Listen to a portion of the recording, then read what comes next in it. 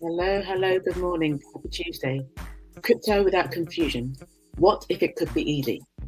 Hello again. Carol Simon here, your Generation X freedom coach. And if you're just joining me, I help Generation Xers, just like myself, unlock financial independence through education, tech, and a little bit of humor.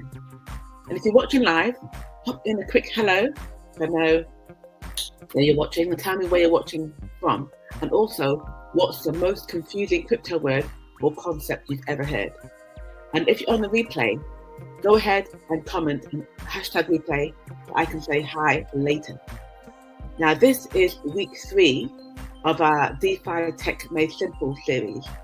And I've got one goal today, just one goal. I want to make crypto less confusing because, let's be honest, many of us have avoided this space, not because we're not capable, but because the language alone makes us feel like we're outsiders. But you're not alone, and you're not an outsider. So let's start by clearing the fog. Here are a few terms. You've probably heard them before, but I'm going to explain them in real-world language. The first term, wallet. Now, we all have those, don't we? We all know the physical wallet, but in the crypto space, it's referred to as a digital purse, and that's where your crypto lives. Some wallets you control, and some are managed by exchanges, and it's where your assets sit. But we're going to talk about these a little bit more next week. Then there's an exchange. You know what that is? An exchange is like a digital currency exchange booth, where you, it's like when you go to exchange your dollars to pounds, your euros to pounds, or whatever currency. When you go on holiday, you go to an exchange, you go to a foreign exchange. We have in the crypto space, there's also an exchange, and this is where you go when you go and you buy or you sell your crypto. Now, of course, all this is done on something called a blockchain, which is effectively a public ledger. But the difference here is that when you go to a foreign exchange broker to change your currency, or you go to your bank, nobody gets to see the transactions. It's all kept and controlled by the entity. But when it comes to blockchain, it's a shared spreadsheet that anyone and everyone can view. There's no one can secretly change it. It's public, it's transparent. And then the last common word I want to mention is smart contract. Smart contract is a code that says, if this happens, then do that. Think of it like a digital vending machine. These are like key terms that we use in mainstream blockchain. Now, here are some fun terms you may have also heard. Have you heard the word HODL? What does that mean? It's actually a misspelled word. It was meant to be hold and it was misspelled, but now people use it in the crypto space. It's basically a phrase to refer to hanging on to your coins through thick and thin, no matter what.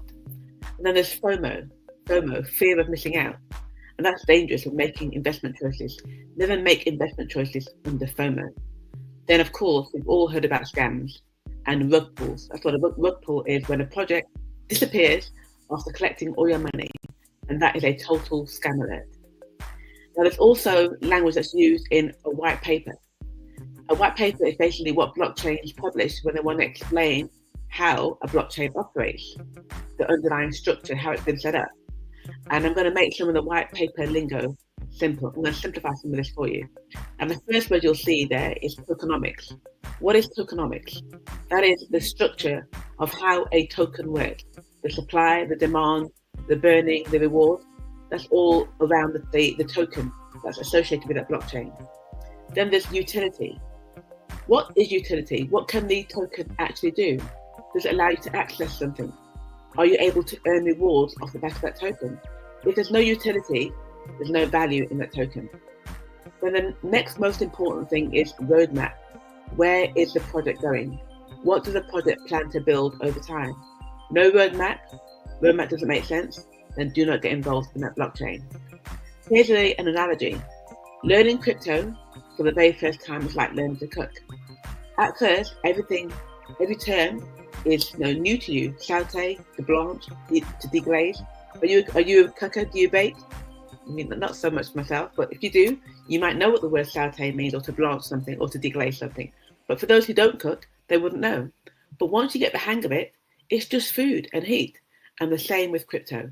It's just money, but it's digital. So drop in the chat which term has tripped you up the most.